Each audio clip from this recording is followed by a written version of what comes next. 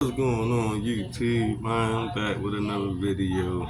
And today's topic gonna be, should Angel Reese leave the Chicago Sky? Good question. I think the only reason why I'm bringing this point about, because they so horribly ran that it just don't make no sense at this point. I've been supporting and following for the past 2 years since Angel Reese got drafted to the Sky last year. So I've been supporting and watching. And from what I'm saying, I think they changed the manager and all that regime from last year. It kind of like messed the momentum up because they fired the head coach Tariq Weatherspoon, who was a former WNBA player who was coaching them, and they got rid of one of who I think she probably is the best player in America that's not even playing in America. The best American player, that like Kennedy Carter, her name. She playing overseas now because I think she used to say so like she like blackballed from the league, like she like toxic in the locker room, had fights and with players and stuff with prior teams, and like Chicago like gave her a chance. Like that kind of messed the momentum up a little bit because they brought the new man, they got a new coach and stuff this year, a new manager. This GM boy, maybe I don't know if he knew. I think he is new. I don't think he the one who had the regime in from last year, the coaching staff and all. That wasn't him. Like he's starting his own little regime. I think his name Jeff Pagliacca, they GM. So say right, he gets out. The Sky had 2 first-round picks this year. They had the number 3 pick and they had the number 10 overall pick. Right. So he trades the number 3 overall pick for a veteran player, which is Ariel Atkins, who plays for the Washington Mystics. Yeah, great player. I know, but that number 3 pick turned out to be the girl Sonya Citron from Notre Dame. And the way she playing is kind of like a loss because she's a young rookie player. She could have grew with Angel and Camilla Carter, the young core that they have in Chicago, but instead they go out and trade for a veteran, the number 3 overall pick. And Ariel Atkins ain't really been playing up to her capability. Some games she come out and she do what has to be done for the team. But she's a great player. She's been around for a while. I think she's been on a couple all defensive teams. She got a ring, I believe.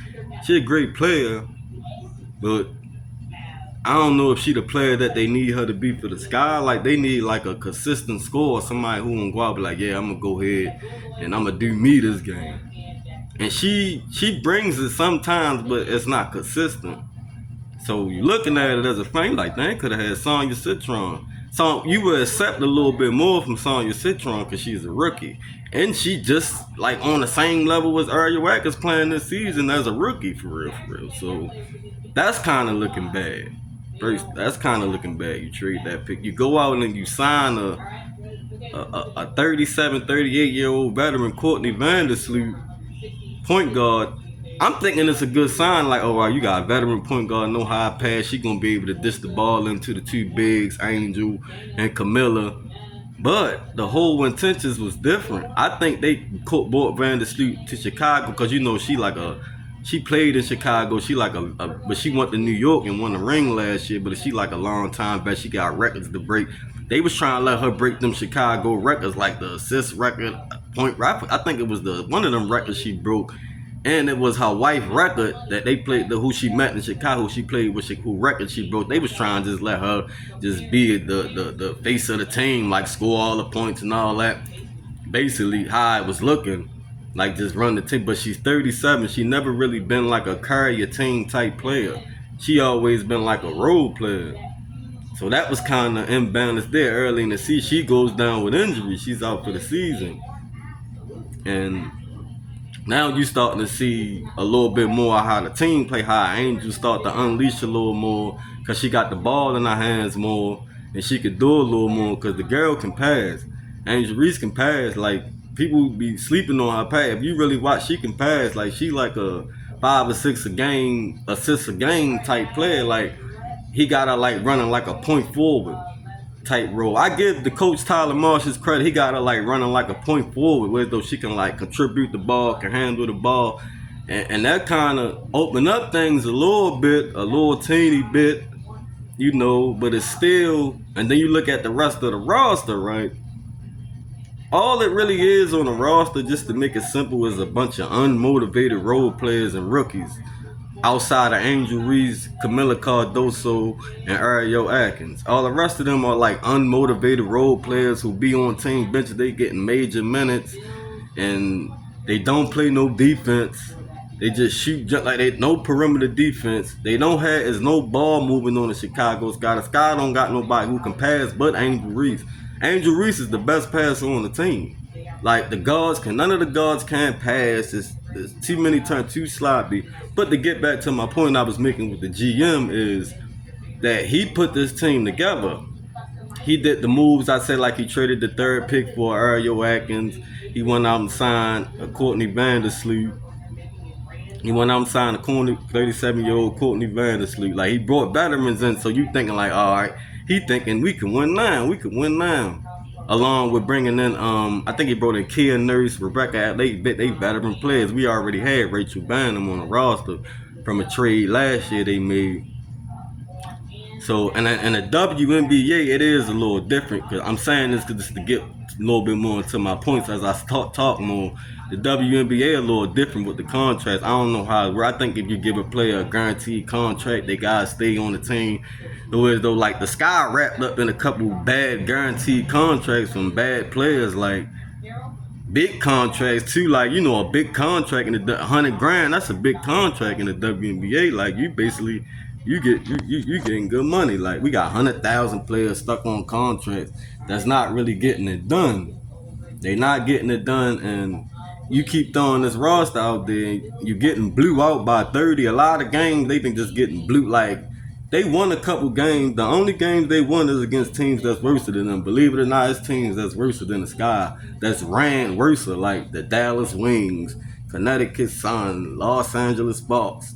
Like that, they worse than Chicago ran. But I think the Sparks ready to get it together though. The Sparks got a lot of talent. So does the Dallas Wings too. But them teams got like young talent on them teams that's up and rising. So do Chicago Sky, but they got all these veterans, unmotivated veterans.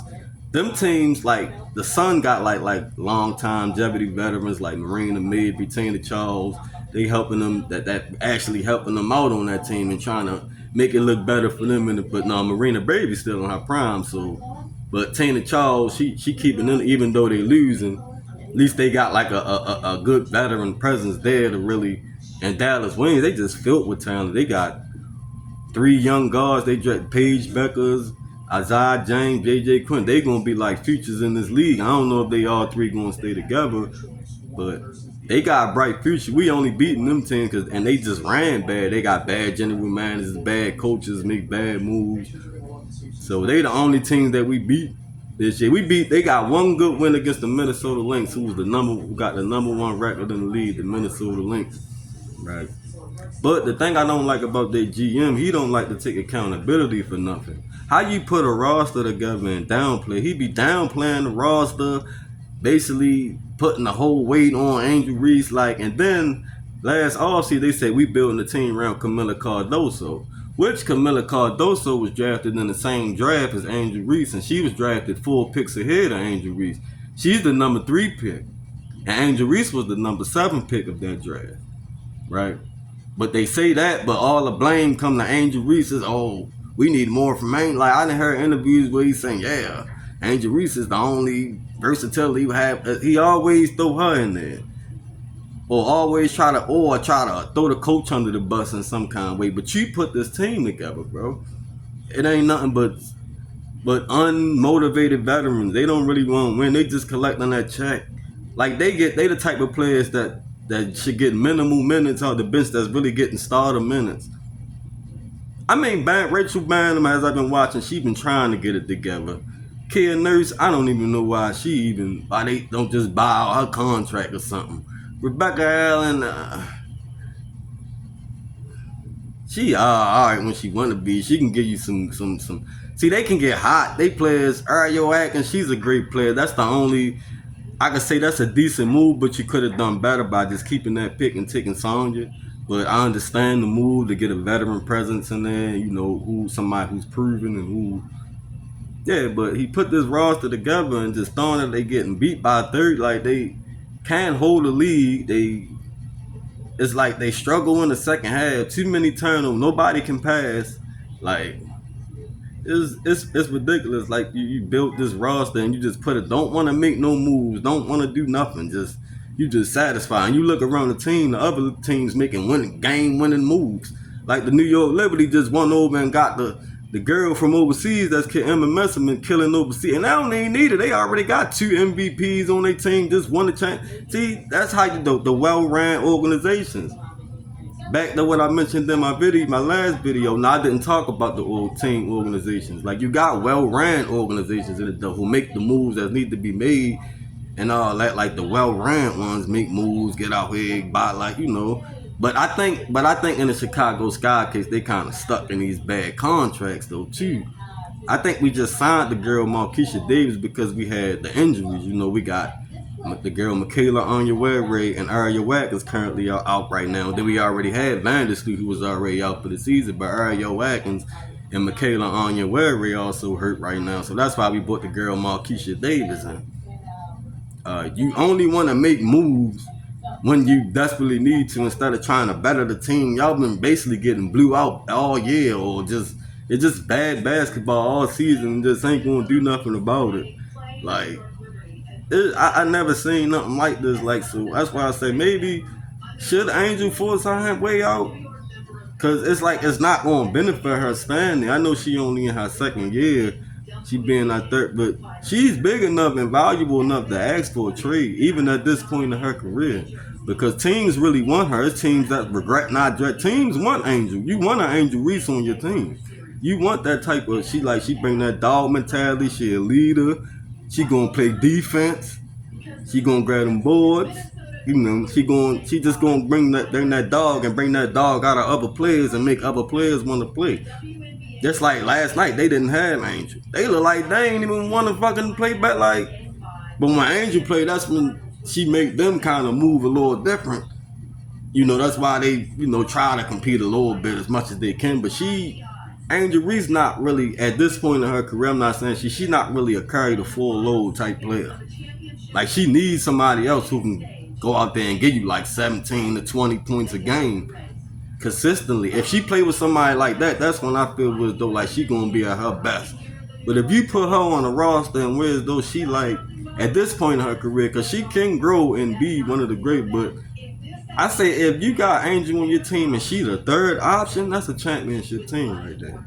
And she the third option, that's a championship team. If she on the team, that's why I said maybe she should. I don't know. Maybe she might go and stay because they gonna probably make it a highest paid WNBA player. One of them when the new CBA, however things go forward, we don't know. It's probably gonna be a lockout anyway. So, because I don't think they commissioner really take them serious like that. Like to be honest, I think they just trying to like throw these women in the background. But they eventually gonna have to come to some kind of conclusion. I think they're gonna have to raise them revenue percent. But that's another topic for this conversation. But yeah, maybe I don't know if she is, but I'm thinking like it could be a good move for her to be like, man, trade me. Like, get me up out of this turn. Because a lot of players done forced their way out of Chicago throughout the years since a lot of great players like Sylvia Fowles, Ella Della Don, all them players forced their way out. Candace Park. They had a lot of great players at the Chicago Sky. Them players was Gabby Williams forced their way out because they ain't like how the organization was ran. So I wonder if Angel gonna end up doing the same thing. Like, cause if she goes somewhere to a team like, I say I'm gonna have Seattle probably gonna be on this thumbnail. You got Dallas. She could even go to the Valkyries. Shit, teams like that. Minnesota. If she go to Minnesota, it's definitely but anybody who watched this video, I'm new to this, man.